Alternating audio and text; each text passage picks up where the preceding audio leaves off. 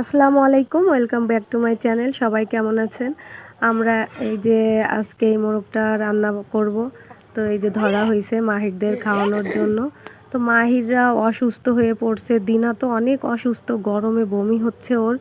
মাহিরও তেমন একটা খেতে পারতেছে না, তারপরও ওদের জন্য একটু একটু সব দেশি জিনিস রান্না করতেছি, যেহেতু ওরা বাহিরের খাবার খায় সবসময়, ওজন্য আমরা সব মানে দেশি খাবার রান্না করতেছিলাম।